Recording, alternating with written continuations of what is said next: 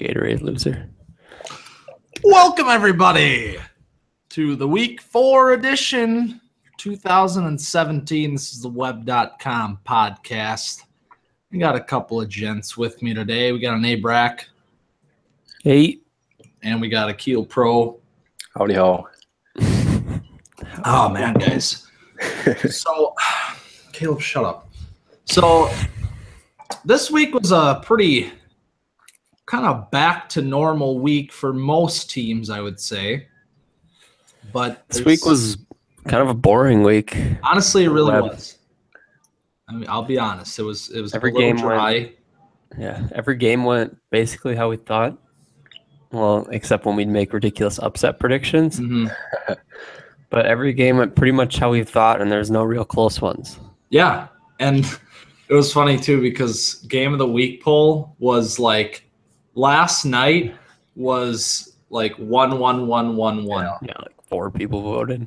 Yeah, and finally the tiebreaker was made to make it Tim and Carter. So that tells you what kind of a week it was. Tim and Carter Game of the Week. But what an insult to the past championship rematch. Come on. Yeah. It's like at least that one had some kind of like, hey, it's going on again. It's like Tim's won 3 out of the 4 Game of the Weeks, and I don't understand what's happening. But all right. Let's dive into that nice little matchup that we saw here, and I can thrash Tim, which I've been waiting to do for about 9 hours. What do I got here on you, buddy? All right, so Tim picks up a win this week. He scores 156 points. 6.5. So 0.5, thank you, which was his highest total of the season. He's 3-1, so, seems pretty good on the surface. A nice little week 4 for Tim. All right, thrash him. Hit him hard. But then we get into what's actually happening in Tim's season, which is he is 9th in WIB. Really? Jesus. He already has 3 wins, but his theoretical wins right now is 5. So he's playing at the level of a 5-9 team currently, who's just happening to win games. Since week 2, he's last in defensive scoring and 4th in offensive scoring. So the defense has been a big reason for the lack of points from Tim. But then again, this was his highest mark of the year. So maybe he starts to pick it up here heading into the Pac-5 play. But I don't know. What do we think? He will. Unfortunately for me, of course, he has his bad stretch and he comes out 3-1. Love it. Yeah, right. But yeah, Odell's was hurt. He's back. Yep. Maybe. He'll be back. Actually, caveat. Zeke might be getting actually, I have no idea the latest update on this news, but last I heard it could happen this year, which would be amazing. That'd be a huge blow. Because he just traded away. Okay, yeah, we got a trade. He traded away a Jay and got back Tyreek. Mm-hmm. So, great news. Yeah. So if he lost Zeke, he'd be down to just Freeman, basically. Who are his other running backs? Let's take a look at the Pens here real quick. I definitely want to see Zeke get suspended. Not because of my fantasy football interest, because I like seeing justice served. Definitely not because of fantasy football. Yeah, definitely not. Definitely not. Yeah. Next up off the bench is Frank Gore. Oh, yeah, I see that Devontae's on a bye this week. Devontae's on a bye. Let's ride. Let's get him suspended this week. How about that? If he gets suspended, who's his other starting running back? Frank Gore and then Paul Perkins? Duke Johnson, probably. Oh, okay, yeah, I forgot about that trade. Duke Johnson is a wide receiver. You can't tell me otherwise. He is. So, as we got 2 Pac-5 owners sitting in right now. Tim's 3-1. He's obviously not performing at a high level yet, with the WIB currently at 3.3. But Now we move into the conference schedule. He starts off with both of you guys. So Brock, Caleb in the next 2 weeks. And then he gets me in his last non-conference single game. And then Dave, Josh. So he's going to have a rough little stretch here coming out of this early part of the season where he's not doing so hot. But if he can get through that, then he's got the Pac-5 special where he's got Dave and Josh for 4 weeks.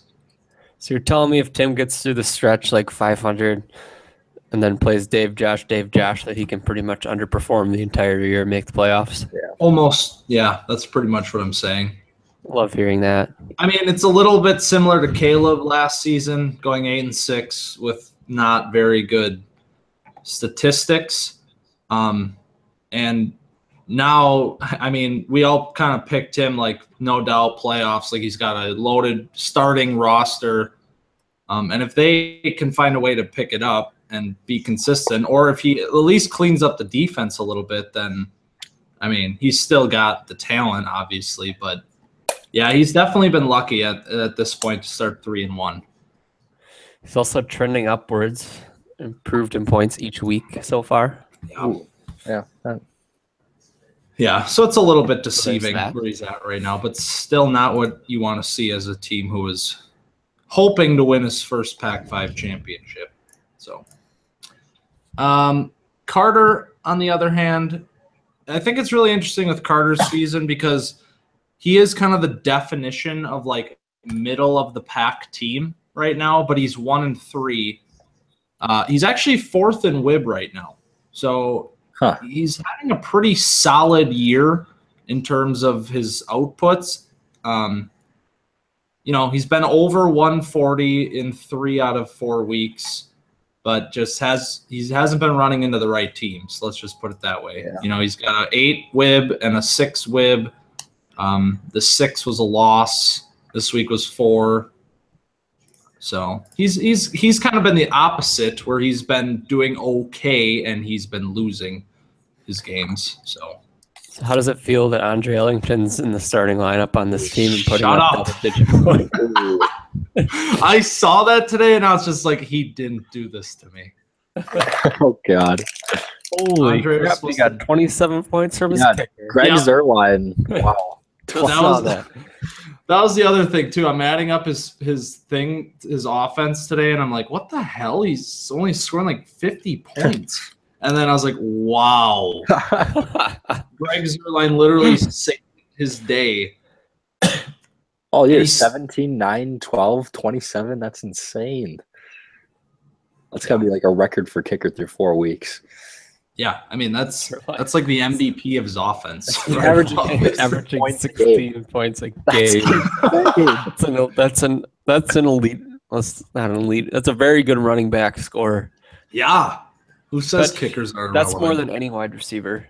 That's a thing. Yeah, it's pretty ridiculous. But yeah, I should try. All right. Caleb, I warned you that this was coming. But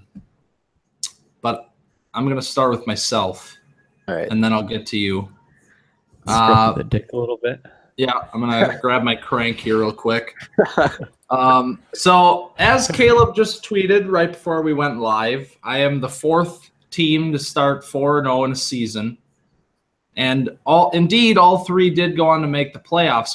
But also, did one of those teams happen to go undefeated all the way through? That is true. That also happened. Oh yeah. Who was that again? Caleb. Let me beep boop beep beep beep beep. Brock. Oh wait, yeah. You did that? 2014, I think. Oh really? Wow. I wasn't even alive back then. Yeah, so Brock's got the undefeated season, but all 3 of those teams that have come before me to start 4-0 have also gone on to win their conference, not only make the playoffs. So I'm looking potentially at my first Big 5 championship, seeing it coming up ahead, but now we get to the bad news. News and children here. One of my children is gone. He is ripped. And ACL is crawling on the field. I am emotionally damaged from this, despite the fact that I now move one of the top scoring. I don't know if he's still the top scoring running back or not, but I now move him from my flex to my RB spot. So it could be worse. Yeah. But an upgrade in Kareem Hunt's position. He's getting upgraded to RB. He's finally getting the promotion. Coach, I put in the work. Results are there. Yeah. Obviously, it sucks that Dalvin is hurt for the season because he was having a great year. And, I mean, even besides my fantasy team, it sucks. Yeah, it sucks for you. It sucks for the Vikings. Yeah. But I really want people to keep me in their thoughts because he was one of my favorite players as well. I was just going to say, how are you taking me right now? Because it seems like you'd be hurting right along with everybody else. I was hurting because I think that pretty much the ship sailed on any chance of me probably trading for him. I saw that right away. Yeah. And I was like, But maybe for some of us teams that are struggling, that opens a trade opportunity. Ooh, we'll see. Little piece of a valuable person that isn't providing you anything in the lineup. Oh. Yeah, we'll see. It's going to get weird down the stretch here. Still trying to trade for Adam Thielen, but we're going to move on from that. So, yeah. Dalvin Cook, get it done. Excuse me while I take my dick out finally here. I'm first in scoring. I'm first in WIB. I am not only first in WIB, but I am leading all other WIBs by 3. So the next highest WIB is 3 below me. Jesus. It's been an impressive start for my team, to say the least. But I'm going to get into some pretty challenging games here coming up with a newly revitalized Parker team and a Dan team that is obviously still pretty damn good. So we'll see what happens for my season as we move into that part of the schedule. But Caleb, on the other hand, is not having a very great little run here. Caleb, you're last in scoring and you're last in WIB. And you haven't surpassed 140 points this season. Talk to me about what's going on. Well, I was talking with Tim about, obviously trading, and then basically he made the comment that everyone on my team is underperforming, and that's pretty much what it's been. Amari is a ghost. Don't know what happened, and now Derek Carr is out, so that's not going to help anything. You know, Alshon's been okay. Michael Thomas, he's been good, but now Ty Montgomery's got broken ribs. Mixon still isn't. I don't know. It's not looking good right now. Mixon must be terrible. I think you should maybe trade him. Right. Like, I don't know. I have the linebacker trio of Kuechly, Mosley, and Jalen Smith. I feel like that's something I can rely on week in, week out, and then Michael Thomas, and that's it. The rest of it is just a shit show. Yeah, I mean, going into the season, the Amari, Michael Thomas, Alshon Jeffrey group looked pretty imposing. But like you said, Amari Cooper, I actually have it written down here. Amari Cooper? ? Because what the hell? Yeah. Like I don't know how to explain what has happened. I haven't watched the games, but he seems like a guy that's got the yips. Yeah. I haven't noticed much either. From just on my Twitter observations. Yeah, I've seen the same things. Uh-oh. I mean, they took away Joel Stave. Twins home run. Sorry. Wow, you saw that way before me. Oh, really? Yeah. Guess who? Dozier. I knew he was going to hurt me tonight. Dozier, go Twinkies, man. That's right. I loved him too much for this not to bite me in the ass. So, yeah. Getting back to football, as much as we could make this wild card podcast. Sure, let's live stream it. Podcast stream wild card. real quick plug, even though no one's going to hear this till tomorrow morning. 50 Shots for 50 Bombs is live following the podcast. So tune in. Wait, tonight? Yeah. Periscope? If I can get into my Periscope, then yes. Otherwise, I'm going to find some other means. You just log in with your Twitter, I think. Facebook I know, Live, but man, so all your I can't. friends and family can see. Something's up with it. Yeah, Facebook Live, so your grandparents can watch it. Right? Oh, it's the So, best. are you actually taking 50 shots? Because I don't want you to like live stream an actual like death or anything. I am doing something that will not cause me to die, but will still kind of be wild, and that's 50 shots of beer. Okay, that is still a lot. Yeah. I mean, I think it works out to be like, Kill you. yeah, it's enough beers to get me wasted in a short period of time. Yeah. Remember the last time you took a large amount of shots in this house, in that house? No. And you woke up with Oh, yeah. you woke up with a heart murmur or something like that? Yeah, that was a fun time. Yeah, that time. Yeah, so that'll be fun. But back to Webb. All right. Caleb, you're 2-2, man. So it could be a lot worse, honestly. Yeah, how did that happen? Yeah, not really. Oh yeah, remember me and Parker? Oh yeah. What was it, last week? And then what was my other win? Also, I just saw your little Dan. GIF, your little Week GIF 1. team profile thing. Oh yeah, do you like that? Elite GIF team profile thing. Love it. That was the first thing I looked up. I looked up Hellstorm missile GIF and then slapped that in there. Hide your children. I was thinking the same thing today. I was like, this is a great team name and a great little brand. I was Caleb's thinking about, coming to town. I was changing his name. I was going to change it to Amari Pooper and send a message to Amari. I still kind of want to. Send a fucking message. Just for a week. Yeah.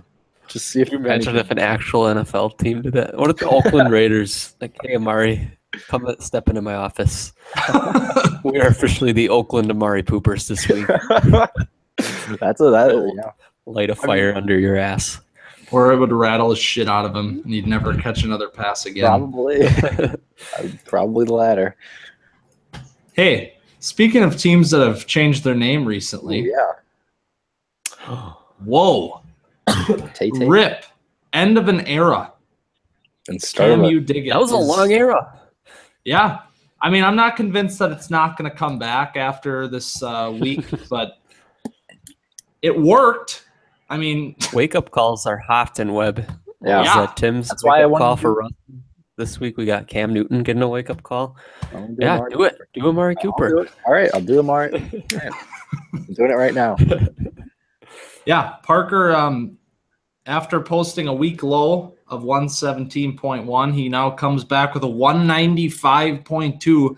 A Cam Newton start would have put him over the 200-point threshold, but, you know, you do what you can. You get a win. You get a week high.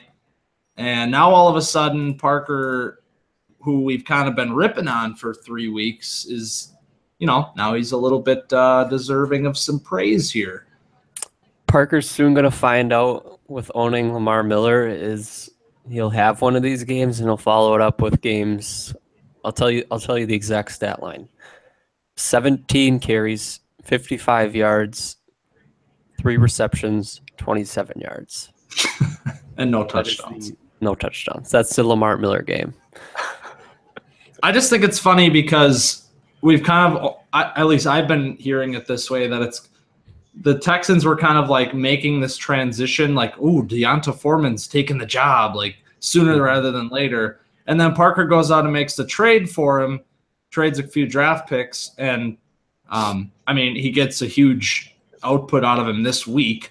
So obviously it looked like a pretty good trade for Parker. And I think it will be. I mean, Lamar Miller's still going to have a role in Houston no matter what happens with Deonta Foreman. And it's going to be better than what Parker had at running back. I mean, I wish I would have known that Lamar Miller could be had for that price. Yeah, I mean, it was a pretty solid trade to make. But yeah, no, Parker got to see what he needed to see out of his team after we had kind of called him out for his beginning of the season. He's now at 146 points a game. So that's, I think, 4th now. So he moves right into that 4th spot in scoring just like that. So he's got Doug Martin coming back this week off the suspension. So that's true. So running back situation getting a little bit nicer. Forget about that.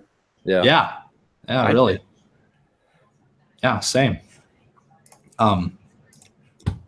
Yeah, I mean he's 3-1. You know, this is a 2-time defending Big 5 champ who's kind of looked a little bit different heading into the Big 5 games this year, but this is definitely a big statement to enter that block of the schedule, and he'll have Calvin coming up next week. So, yeah. Parker back? Is he back? Yeah, probably. Yeah. All right. So Big Josh, question. Who starts next week? Jameis or Cam? I was gonna say that. I was gonna say that too. I mean, he was obviously upset that he didn't start Cam, but like Jameis also had a really good game, so he kind of like lucked out. Fine. Yeah, but Amos against the Pats is going to be the play.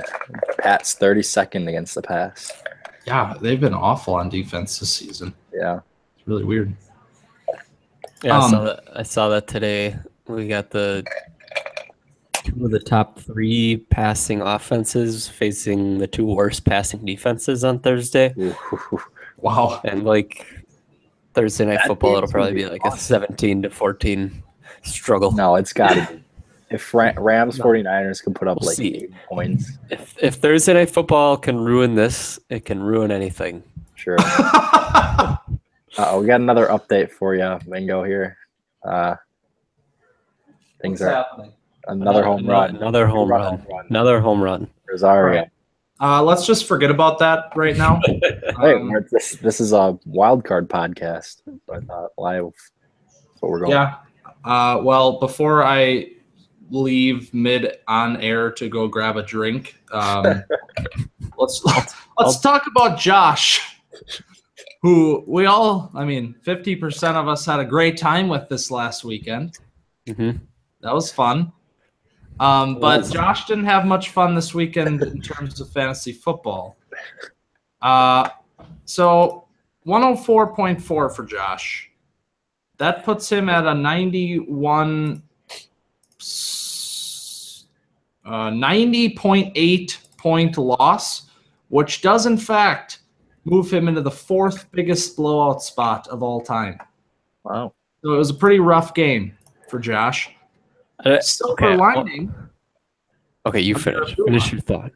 Oh, yeah, he's getting a good workload. Yeah, Amir Abdullah finally flashed. He hasn't been like terrible so far, but he finally flashed that, big day ability that he On the has. flip side, Chris Thompson That's true. back to 0.7. Normal. Yep. That's what he said in the last podcast. It's like you get these 3-week stretches where they're on fire. Yeah, all that means is Theo Riddick. Give him a week or 2 here. He's gonna explode. Get ready, Mingo. And just rotate. The right time to put him in. It's just keep flipping. I want to take a second and paint a picture of the passion that I saw from Josh via his fantasy with his fantasy football team while we were riding in the car back home from the cabin, and we're listening to the Patriots game on the radio, and I got Josh to the side of me looking up Saquon Barkley highlights. His team's 0-3. It's been ridiculed the entire year. Like, oh, you're gonna suck this year. And all of a sudden on the radio pops up a Chris Hogan touchdown, and this man gets so excited he almost jumps out of his seat. That is this guy wants to win. Like, going against Parker, who got off to a hot start. Josh's team's got like a couple good players, not expected to do much. This guy's still jumping out of his seats for Chris Hogan touchdowns, trying to win games. You know, it's beautiful. You can never question the kid's passion. You know, he's a fighter in there. Also, probably happy that Chris Hogan is continuing what he's doing because potential trade bait. Yeah, wide receiver 3 right now. Yeah, it's amazing. Yeah, that's kind of a thing right now with Josh. He's kind of got these players right now that like are definitely performing at a level that they're going to have some conversation around them when it comes time to start trading a little bit. Yeah. So it's kind of up to them to keep what they're doing up though until he can unload them. But yeah, you got to know when to strike on those. Yeah. Yeah, so Chris Thompson obviously didn't have a great week, but Rob Kelly also didn't have a great week. So, I mean, it's the Washington backfield is just kind of a mess anyway, and they're probably going to be throwing more than they would be pounding it with fat fucking Rob, who's God, I hate him. So, yeah, P. Ryan in there too. Yeah, P. Ryan. And someone's getting a little triggered by that 3-0 score behind them. A little anger taken out here on the podcast. That's my bullpen warming up. Yeah. I'm sorry, man. I tried to trade Fat Rob this week, and it's just everybody kept telling me he was fat and awful, and then he was fat and awful, and I'm like, God. I mean, tough nickname from to have, you know? Yeah, it's real tough to argue against that. His name's Fat Rob. I mean, it was funny at first, and now it's just real. I'm still kind of sad I traded him at the time. I picked him up off the waiver. That was a big part of that trade. I don't even know what trade it was. One of our Sean and Devonta. That's right. That was a big piece of it. I was like, Rob. I mean, I really thought he was going to be a solid little guy this season for me, but that's besides the point. So let's move on to Dan and Dave, because I want to talk about Dan's team. So outside of Le'Veon and Aaron Rodgers, Dan's offense had a pretty abysmal week. I did not even notice that. But they carried him along with a solid game from A.J. Green and C.J. Anderson. But it wasn't good. The wide receiver, Demarius and Sammy combining for like 2.8 points. Still really nothing out of the tight end spot. Yeah. Honestly, the story for Dan this season has been his defense. They've carried him especially the last 2 weeks with 71 and 83. 83 is the highest defensive output this season so far. So he's gotten a lot of production out of the defensive side, but offense is definitely struggling. Dan has a good defense. I'm shocked. Yeah, right? Traditional defensive powerhouse, but yeah. What do we think about the offense, though? Is this going to be a problem all season, or is this just a week-to-week, like, you're going to have some bad ones? I don't know. Is Demarius like finished? Is that train gone? He still had like 5 receptions, 6, 7. Like he's still putting up decent numbers. He had a bad week this week. He's not getting touchdowns though. So I mean, like with Simeon at quarterback, it's kind of a weird situation. Yeah. I don't know. Sammy's. He's got. I mean, there's no doubt that Demarius is not the Peyton Manning Demarius Thomas anymore. Yeah. He's also, 31 or 30 or whatever he 29. Is now. 20. Is he really only 29? Yeah, I was wondering that myself. Nice. So, but yeah, I mean, he's putting up pretty pedestrian numbers so far, and with no touchdowns, I mean, it's just not, it's just not good. But Sammy Watkins obviously had the big flash last week, but then, back down to 1 reception for 17 yards. So yeah, what really is that? You got a spotty tight end situation. Very spotty.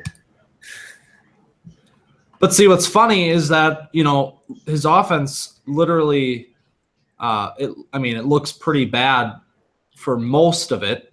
But like we were saying a couple weeks ago, I think you said this, Brock, was like Le'Veon needs to be the guy that carries this offense. Like you actually said that, and here it is, 30-point performance, and Dan's putting up almost 170. Like with the strong defense and Le'Veon Bell being back, and then obviously, Aaron Rodgers doing his thing. Like the Le'Veon Bell thing is kind of like Demarius and Sammy Watkins and not Melvin last year, but and AJ Green with his injuries it's like that stuff's been happening for more than a year, and for some reason we're just now like, wait, Dan's offense, and that's basically because Le'Veon wasn't putting up 25 points a game for a couple of weeks, and we're just like, well, what's up with that? Right. So if that happens, I feel like we're just going to fall right back into the Le'Veon covers up this team's somewhat weaknesses like usual, which I think we're going to get back to that. Yeah, and I mean, if you have a guy like that, and a very strong defense, which Dan does, like you're able to kind of get away with some weak spots in the lineup. And I mean, right now he's third in scoring and has a 5 WIB. He's third in that as well. So I mean, it's been a good season for him thus far. He's 2-2, but he's coming alive in the last 2 weeks, averaging 185 points a game over that stretch. So I mean, I think he'll obviously, he's going to be just fine. He's probably going to make the playoffs and such. But yeah, definitely some concern specifically in the wide receiver spots for sure. Hello, Cap. Dave, unfortunately for Dave, another loss this week. So it moves him down to 2-2. But it's just funny because I'm looking at Dave's team. Like this was 119.1, which is his lowest score of the season. It's his first week under 140. So the numbers are still okay overall for Dave, but obviously this is kind of more of what we expected going into the season. And just looking at his offensive performances this week, it was not good. Let's just say that. He got after me for his placement in the power rankings, and I thought his team would respond again, but it looks like I was right. Oh! I mean, I thought that, he maybe, he was putting up good numbers and he was 2-1 and all this stuff too. But at the same time, I think we all understood, and even Dave understood because he said it, that his team was overperforming so far. And then this week, kind of back down to earth. One big thing with this team so far is it hasn't seen a lot of life out of Christian McCaffrey. And that's something that I think is probably going to turn around as the season moves on.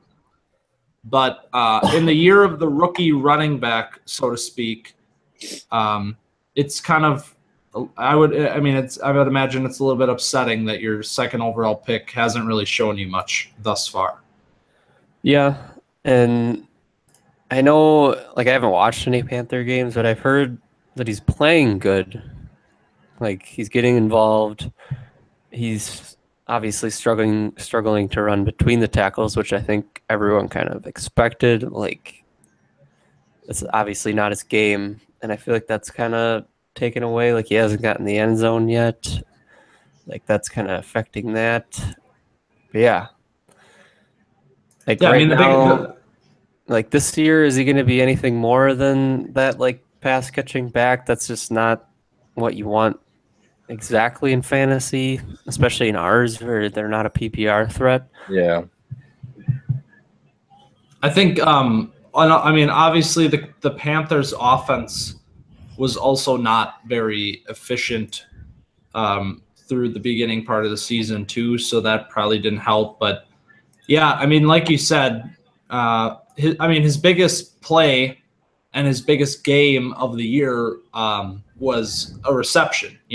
Like he had the big diving reception for like 40 yards or whatever, and then obviously finished with a handful of receiving yards in that week 3 game to put him at 11 points. But yeah, I mean, like you said, with us not being PPR. Yeah, the guy's on pace for like 80 receptions as a rookie running back. Mm-hmm. Right. But unfortunately in Webb, that's not doing much for him. Yeah. Like I understand Dave had to get his guy. Like I would have probably done the same thing. I've taken Bishop Sankey 3rd overall, so I can't say much. Yeah, I mean, by no means was taking McCaffrey 2nd not the right choice.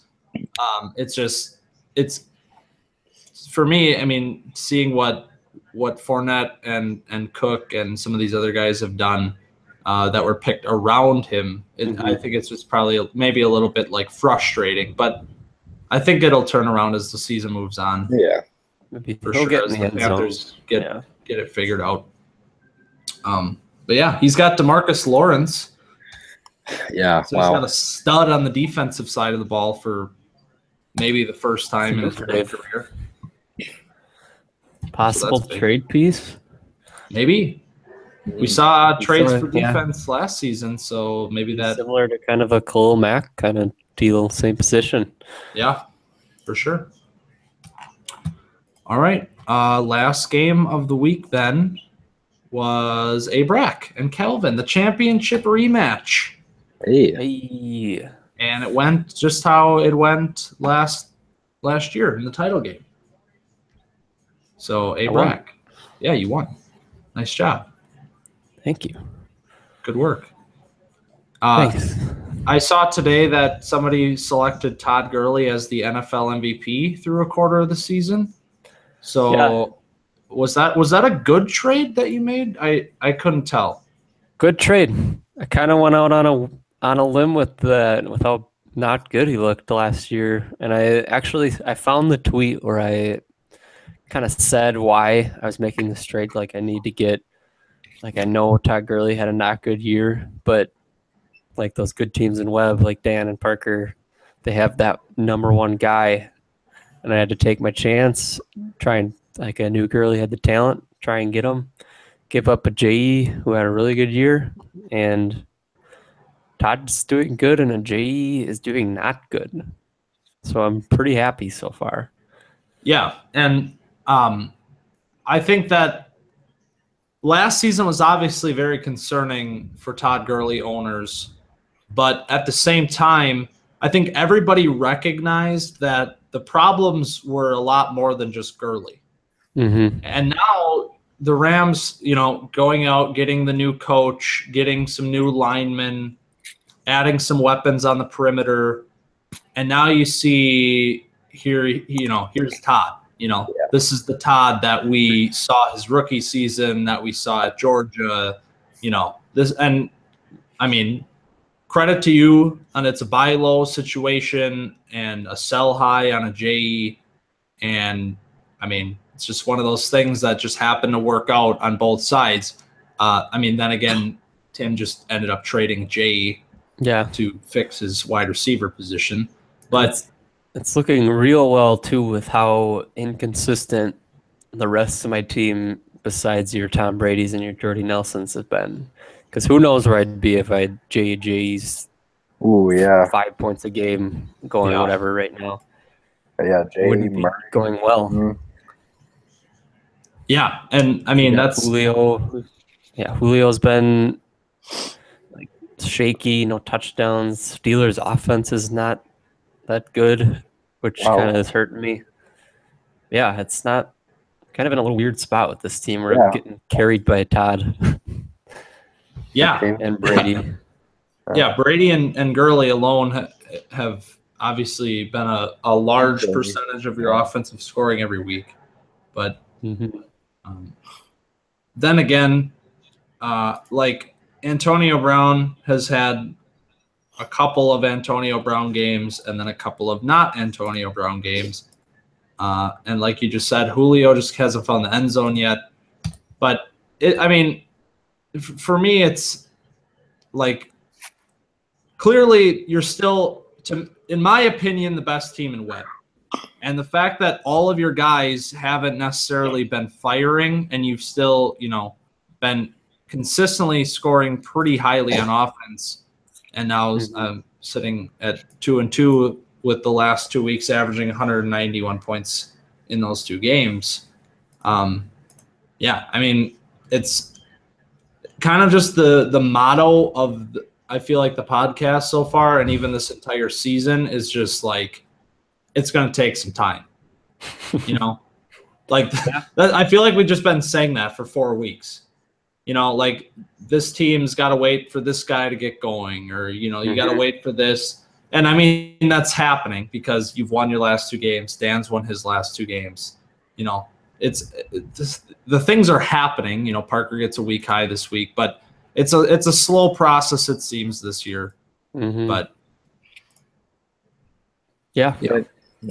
You still got those guys on your bench that in the future could contribute, in like Josh Doctson, who we saw little flashes of, almost a really big flash last night to win the game. I jumped out of my chair and then collapsed when that happened on a random Monday night game at 10:30. God, I love fantasy football. I missed it. What happened? Josh Doctson, classic TCU jump ball where he just levitates off the ground. And it was it would have been for the win, wasn't it? Yeah. The situation was there was probably 30 seconds left, I think. Yeah, roughly. They were down by 3. It was 3rd and goal from the 30, and Cousins drops back, and just you're thinking it was 3rd and 5, 3rd and 6, I think. So you're thinking we're gonna get the first down here, keep it rolling, and all of a sudden Cousins just launches it to the end zone, and I'm sitting there and I'm just like, is that Doctson? And by the time I realized it was, he was up and he had it, and I was like, Doctson! And I jumped out of my chair, and all of a sudden, I see him land, and the ball squirts out, and I was like, no, and my knees just give out. I dropped to the ground in despair.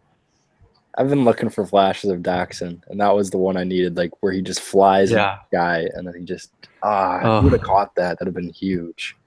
It hurt so much. Yeah. We got Mike Williams, too. So another guy remains to be seen what we'll get out of him. Yeah, I got kind of a weird bench going right now. It's interesting. Really weird. A lot of guys who've been hurt, but have the Chris Carson injury was. Ooh, that's a tough one. That kind of really shook me a little bit. Yeah. Especially with I'm pretty sure this week I'm going to start Derrick Henry and DeMarco Murray. Ooh. Because I got Julio on a bye, so I got to move my receivers up out of the flex. And I was planning on just, Chris Carson, he'll get 15 carries. And now, So now I'm kind of just hoping one of Derrick Henry and DeMarco Murray goes off. Hey, if you can start the entire Redskins backfield or the Chargers backfield or whatever the hell it was that one time. Flicker. Did I start 3 Chargers running backs, but none of them? I think I started, it was either 2 or 3. It probably was 2. I think I started 2 Chargers running backs, and neither one of them were the first string running backs. Yeah. It was Ronnie Brown and Danny Woodhead, I think. Yeah, Danny Woodhead and who did they even have at that point? Ryan Matthews. Yeah. Wow. And it worked out if I remember. I had a decent week. Woodhead probably got in the end zone. PPR, he probably had 10 catches. Oh man. Oh. It was legitimately my best option too. It's not like I was tanking. Yeah. Rip Flea Flicker. Oh. It's still alive, man. I don't know if that's still going for you guys. Still in it. I might get Barkley. Oh, nice. All right. Last team of the week then is Calvin. And that's it. He is who he thought he was. Yeah, I mean, that's really what it comes down to is, this team is what we expected him to be, which is just kind of unfortunate after a championship season, or a championship game season. But he's 1-3,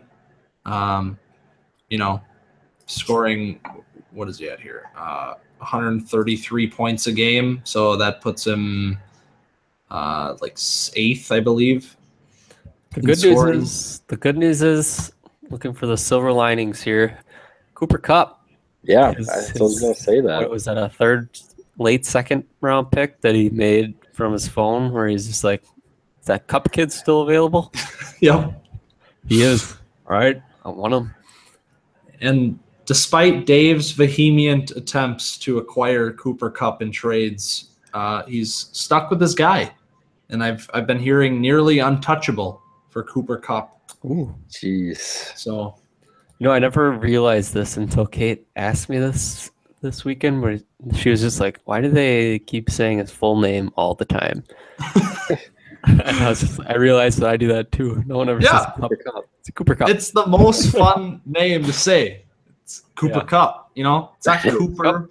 It's not Kupp. It's Cooper Kupp. God, Cooper Kupp.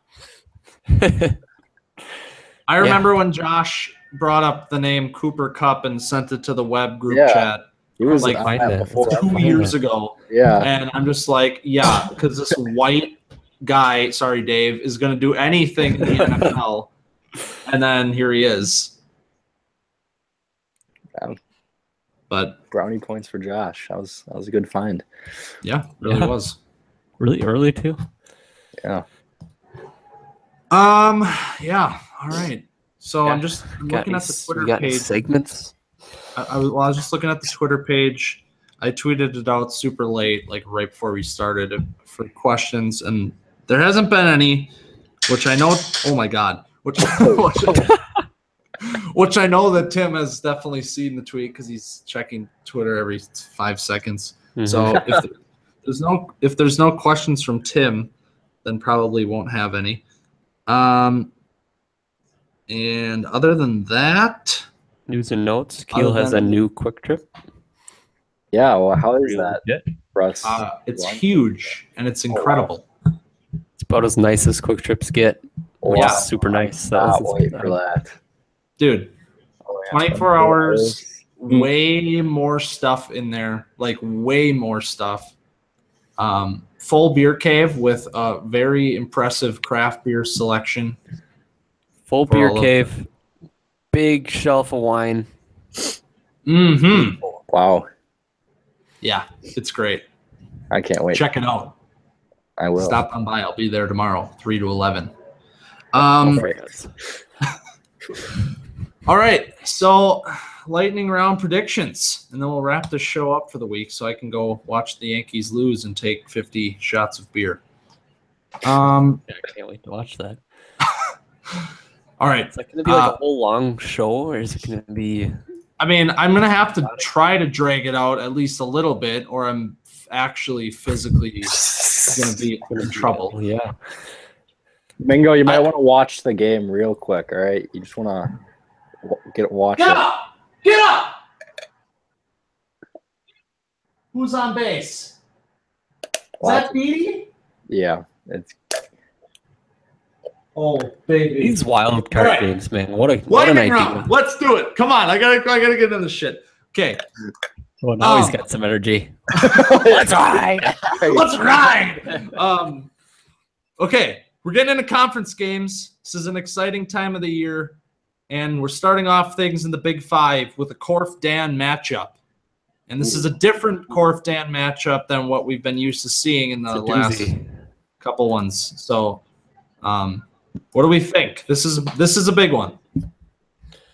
Let's take a quick look here. I want to see who's on buys, because those are a thing now. Yeah, I have quite a few actually, but Demarius CJ. Give me Corf.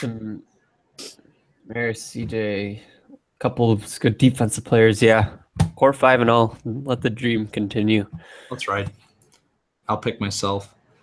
Will Fuller, hashtag touchdown machine. Oh my god.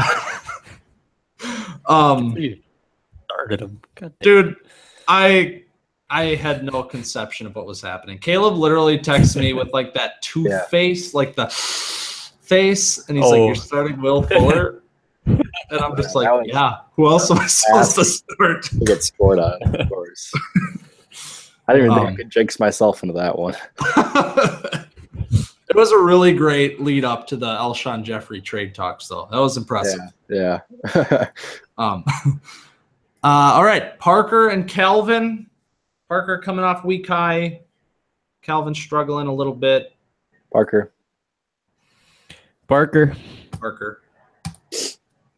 I love agreeing with you guys. Makes me feel good. All right, Pac-5 games. We got Brock and Tim right away starting it off in the Pac-5. Ooh. Guys, we got Tim with his RB2 Devonta Freeman out. Brock is down Julio Jones, who may have been out with an injury anyway, even if he wasn't on bye. So we're going to call that an escape.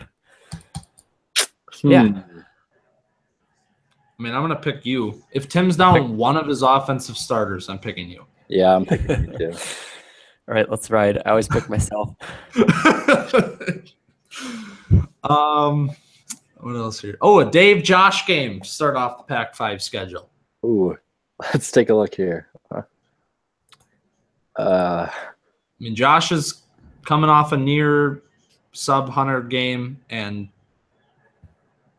Dave's been looking all right. But if the Packers' offensive line is the same as last week and DeMarcus Lawrence is against us, I'm going to have to pick Dave. Pretty sure Lawrence with a 25-point game from D-Law. Yeah. Give me Dave. I'm going to stop the streak here. I'm going to pick Josh to get in that W column here this week. Yeah. Tempted to pick Josh because I think Chris Thompson explodes again next week, and then he trades him for a first plus something to Tim. But I'm gonna pick Dave. Does Tim even have he does. Probably in like 2020, and we're already trading those. So, and then our interconference game of the week, Caleb and Carter. Sponsored by who? Quick Trip, new one in Kiel. Interconference game of the week scheduled by Quick Trip. Stop in at the new 24-hour store on Highway 67.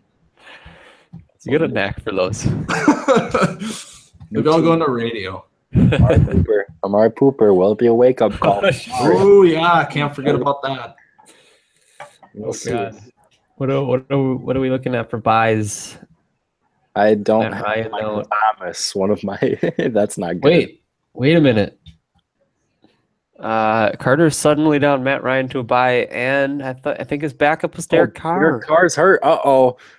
Who's up? Trouble in paradise. Is there anyone on his team? No. That is an amazing logo, Caleb. You always have the best logos. Thanks. All I did was Google Amari Pooper, and that came up. Why does that exist? I have to be somewhere to see this shit.